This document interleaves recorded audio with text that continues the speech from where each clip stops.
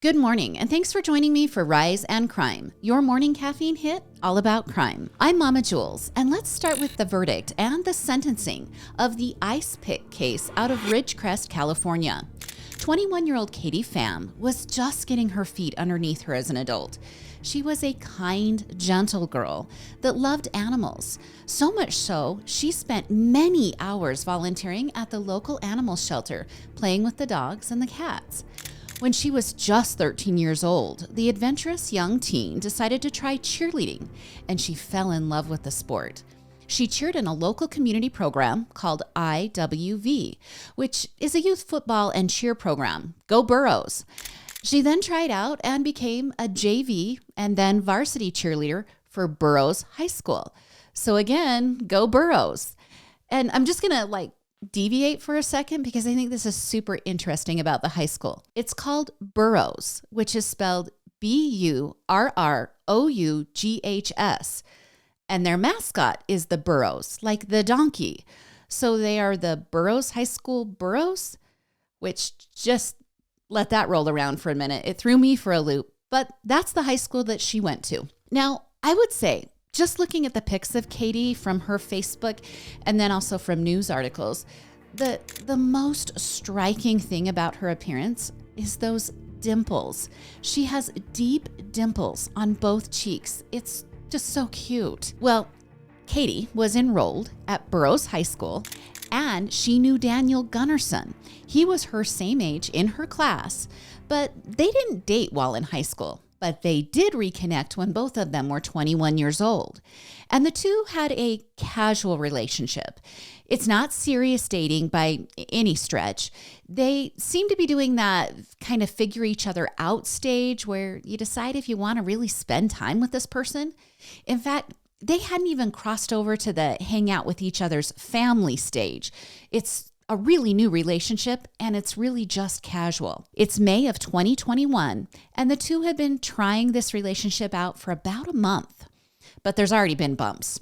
In one red flag moment, Daniel traveled to Las Vegas to pick up Katie.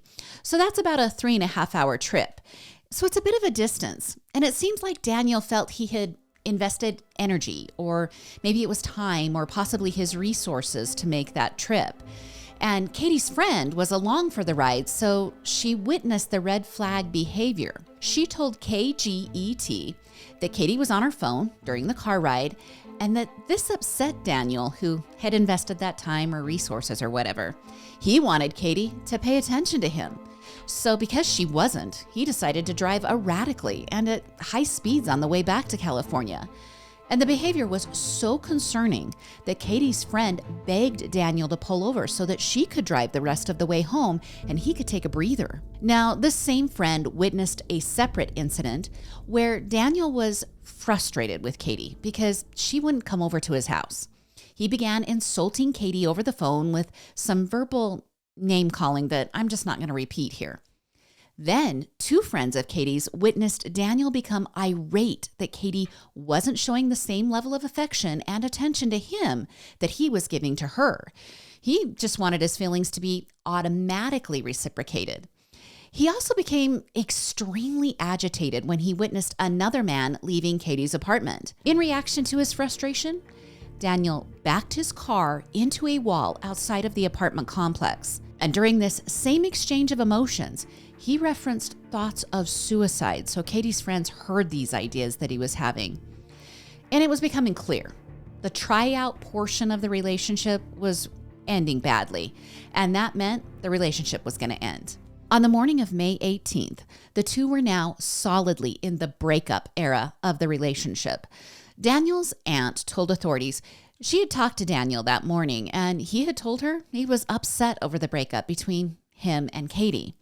And during this time, he's begging Katie to come to his dad's house just to talk it out. He maybe wanted to apologize for his bad behavior, for driving erratically, for backing into the wall at the apartment, and for calling her names over the phone. Well, he eventually wore her down, and she agreed, and he picked her up from the apartment, and they went back to his dad's home. Except they didn't go inside.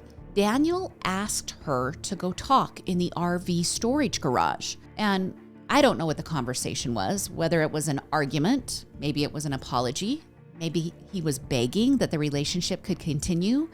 Who knows what happened in that RV garage?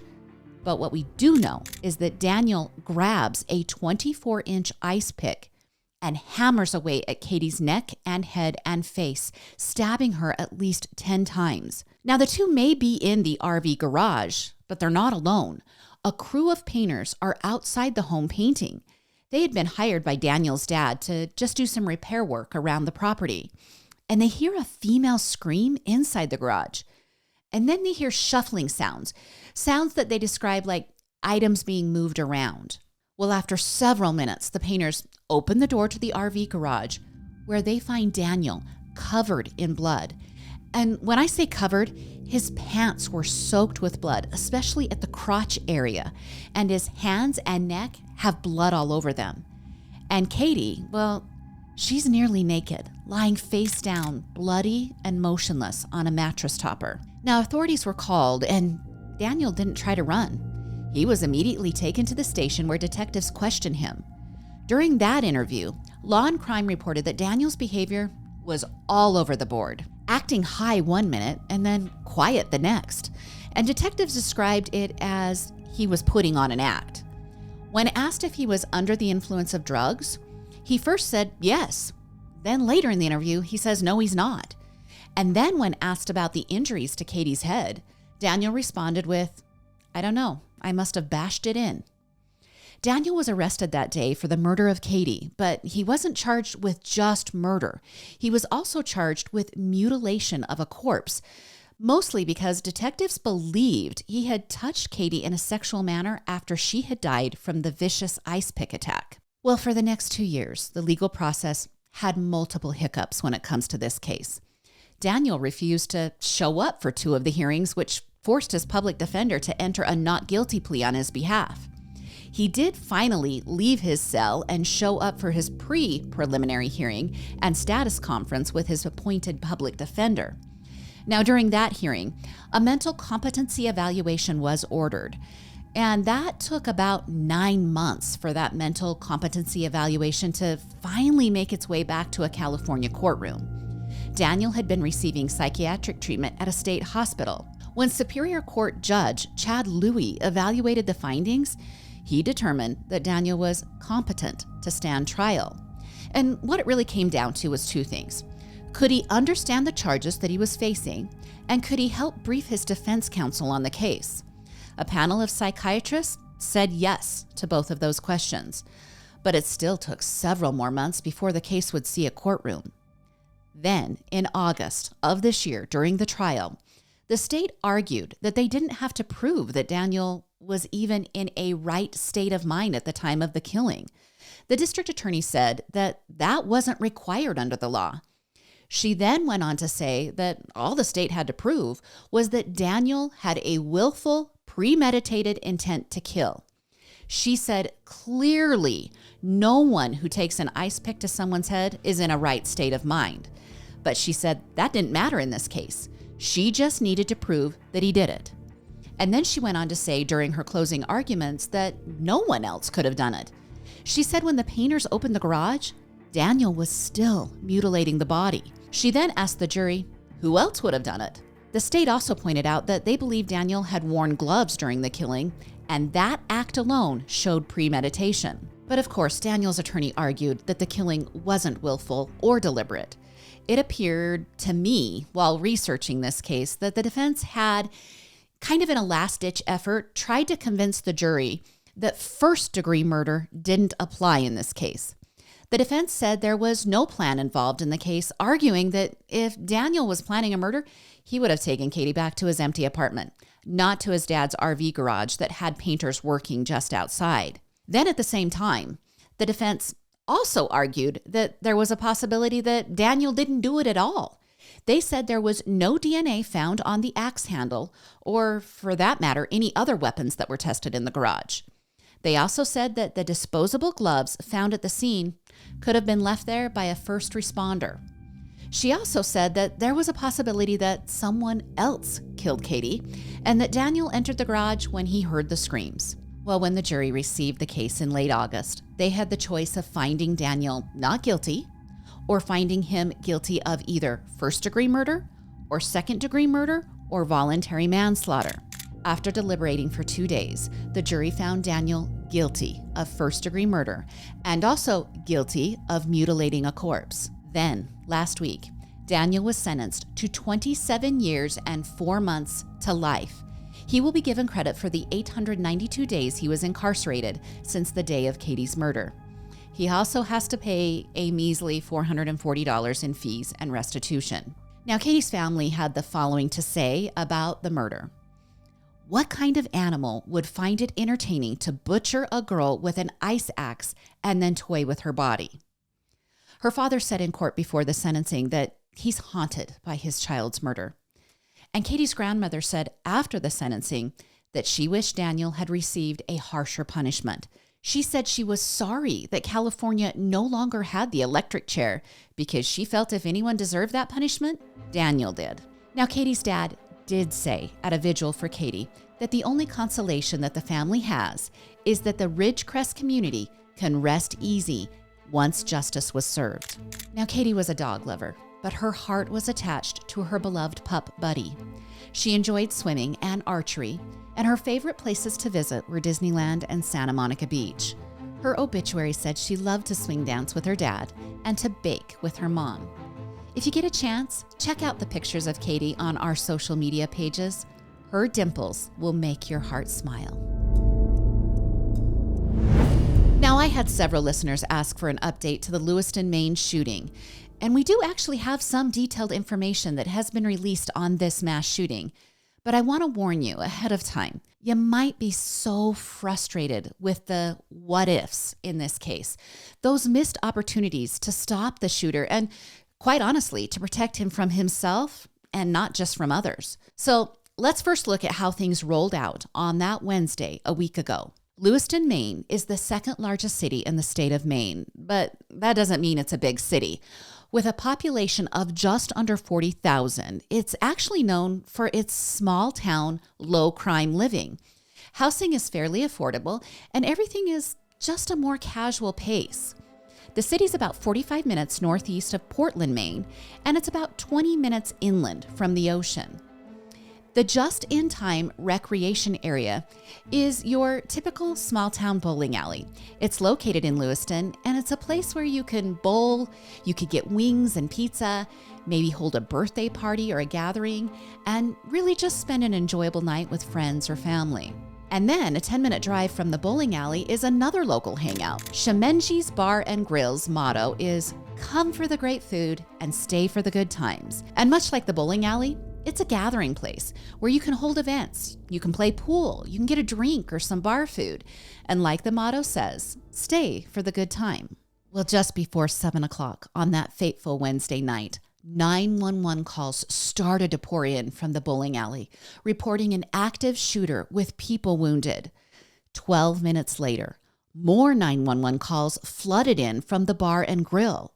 Kate, remember, they're about a 10-minute drive from each other, so the shooter was moving and moving fast. Within an hour, the Androscoggin County Sheriff had a picture of the shooter up on their Facebook page and available for media outlets. It shows the shooter brandishing a semi-automatic rifle. 6 minutes after that picture of the shooter was released, Maine State Police released a shelter-in-place order for the city of Lewiston. Then an hour later, the Lewiston Police Department released a photo of the shooter's white Subaru. Now, multiple departments are asking for the public's help in identifying the suspect in the photo and also the help to provide the information if they've seen the car the suspected shooter was driving. Well, among the first calls to identify the shooter are 3 different calls from family members of Robert Card, identifying him as the man holding the semi-automatic gun in the photo. By 10:52 that evening, the Lewiston Police Department releases the name of Robert Card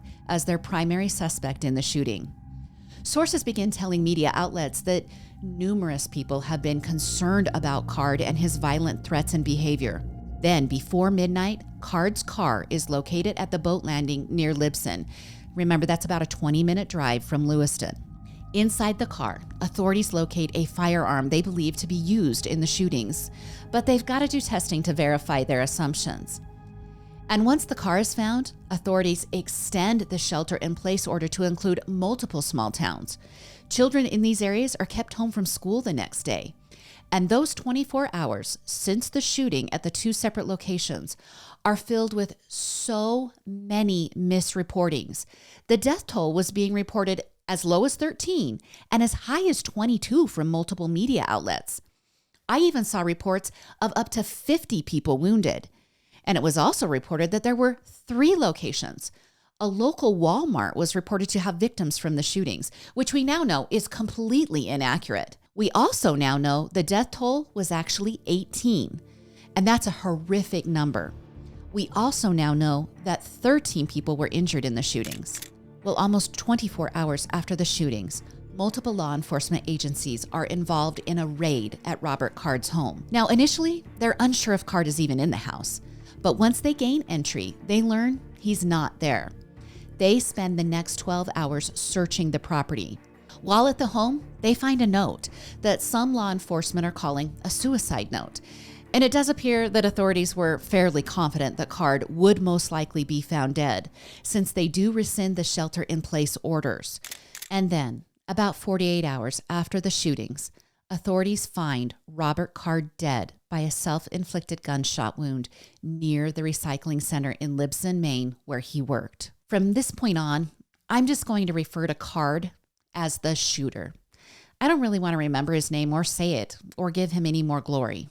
Now, during those 48 hours, harrowing stories from survivors of the 2 locations where the shootings took place, they start to be told. We learned that the bowling alley was hosting a youth night. When the shooter began spraying bullets, people hid behind benches and tables. Some even hid in a pin machine located at the end of the lanes. 2 parents and several youth ran to a mechanical room located between the bowling lanes.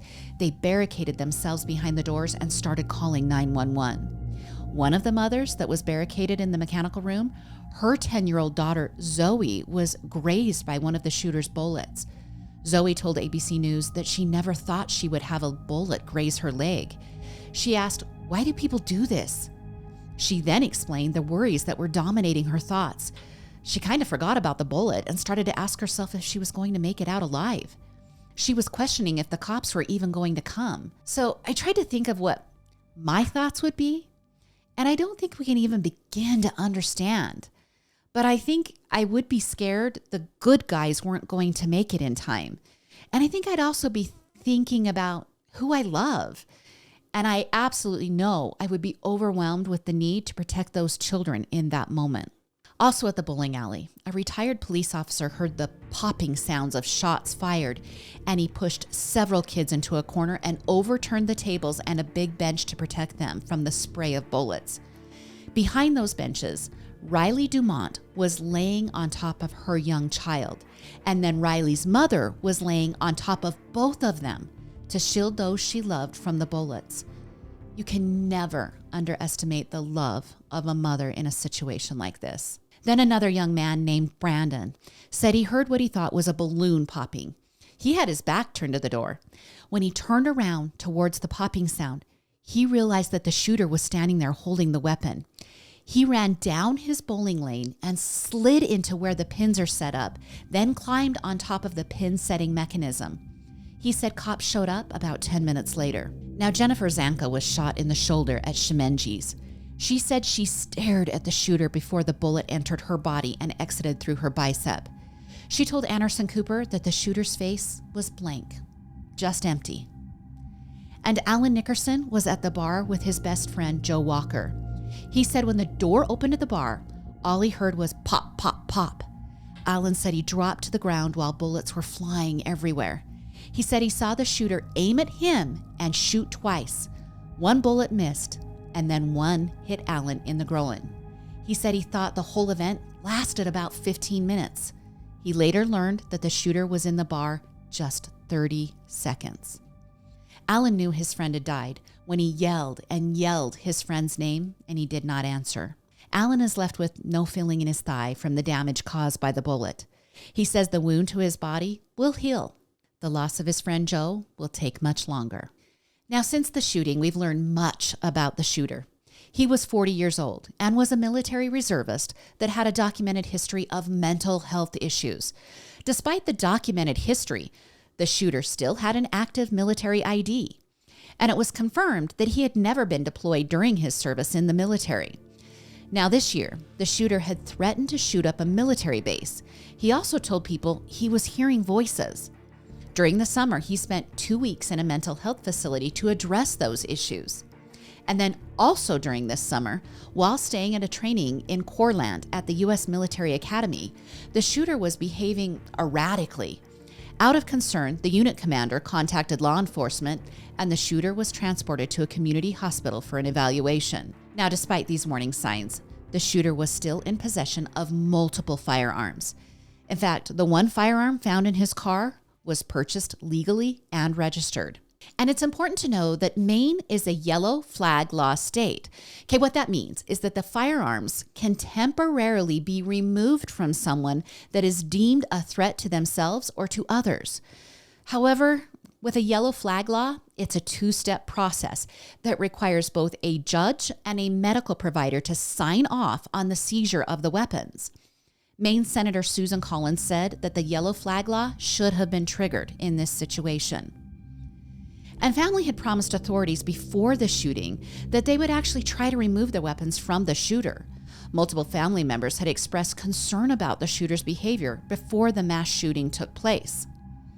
Now, law enforcement has recently released documents that show authorities believe the shooter was targeting certain individuals at the two establishments. It seemed the shooter felt that certain people were calling him a pedophile. The shooter's brother confirmed this to authorities. And it wasn't that he thought people were just gossiping about him. He also believed the two businesses were broadcasting the pedophile rumor online. Now, there's a potential that the shooter made up this rumor in his own mind. He would take his girlfriend's 2 daughters to eat at Shemenji's, and when he was there, he thought people were talking about him being with 2 young girls. And maybe gossiping was happening. I'm not here to decide that. But like I said before, lots of missed opportunities to address the shooter's frantic thoughts that he eventually manifested into a killing spree. Now, I do think it is important to read the names of the victims to honor them in our own rise and crime community.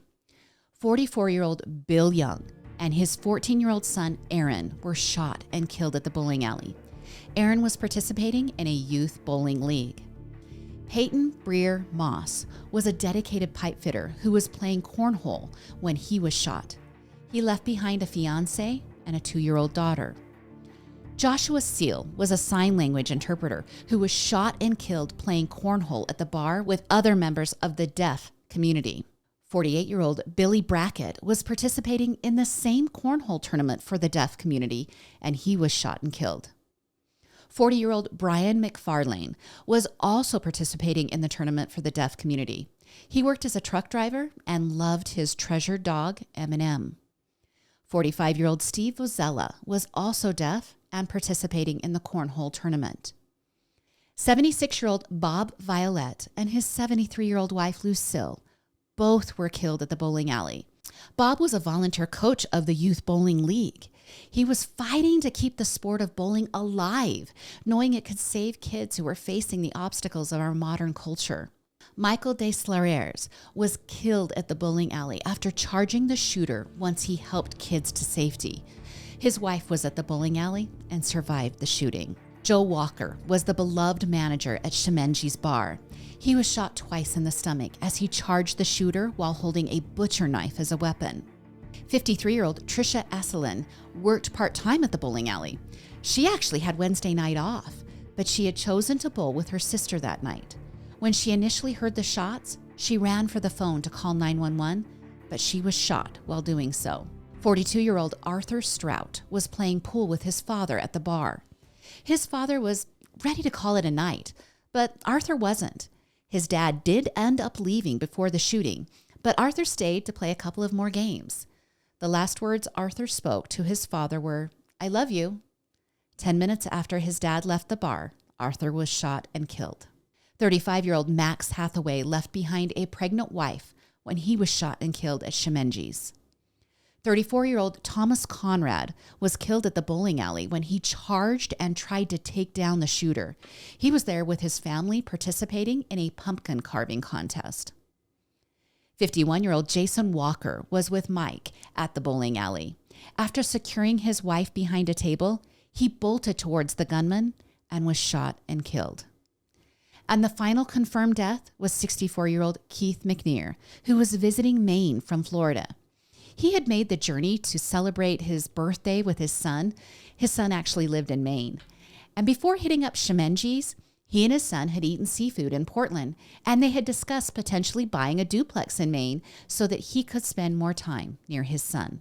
Well, on Sunday, more than 1,000 people packed a church and then spilled over to the outside area, hugging, singing, and weeping during a day of prayer and reflection for those who had been tragically affected by the mass shooting. At one point during the remembrance of the victims, members of the deaf community raised their hands to say, "I love you," in sign language.